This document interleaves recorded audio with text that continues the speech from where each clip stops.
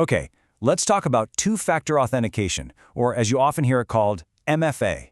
Now, I know it sounds a bit technical, but it's probably the single most important security upgrade you can make. Seriously.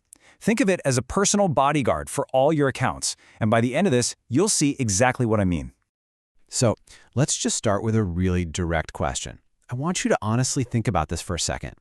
Is your work password right now for sale somewhere on the internet? The kinda uncomfortable truth is, there's a very real chance it is. Because of all those data breaches you hear about on the news, billions of passwords are just floating around out there. And for attackers, buying a list of them is shockingly cheap and easy. And that really leads us to a fundamental problem that we all have to deal with now. The good old password as our only defense is just, well, it's broken. See, a password is only one thing. It's something you know. But the second that secret gets leaked from any website you've ever used it on, it's not a secret anymore. Attackers have it, and it becomes completely useless as your only line of defense.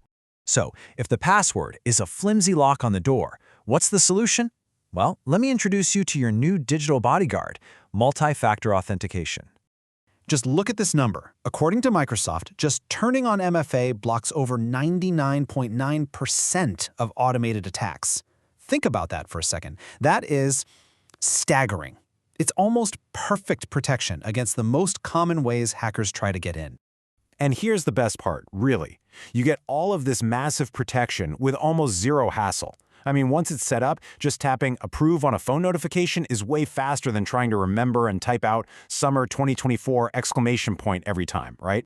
So how does this digital bodyguard pull off that incredible 99.9% success rate? Well, the secret behind it is actually a really simple and honestly pretty clever idea. It all boils down to this. Authentication is built on three types of factors. You've got something you know, like your password, something you have, like your phone, and something you are, like your fingerprint or your face. MFA just combines at least two of these. So even if an attacker manages to steal your password, they're stopped cold because they don't have your phone. Here's a great way to think about it. A password by itself is like a normal key to your house. Sure, it works, but a thief could steal it or make a copy.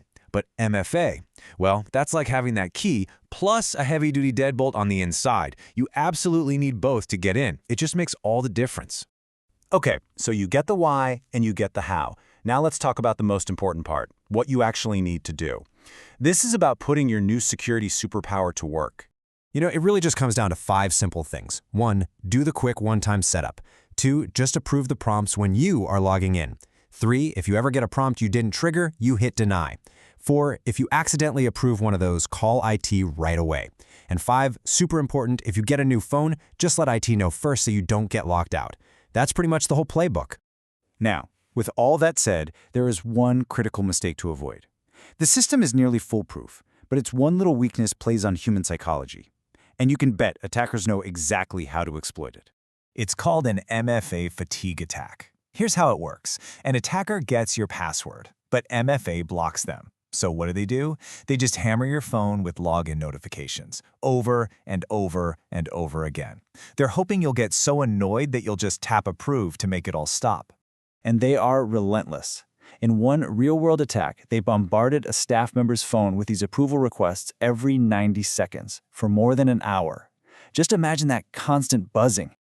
So I want you to put yourself in that person's shoes. It's late, you're tired, you're trying to relax after a long day, and your phone just will not stop going off with these alerts. What's your gut reaction? What would you do? Well, in that real story, the staff member eventually caved. They tapped approve, probably just thinking it was some kind of weird system glitch. And in that single second, the attacker was in. The deadbolt was unlocked from the inside. So this is the thing to burn into your memory.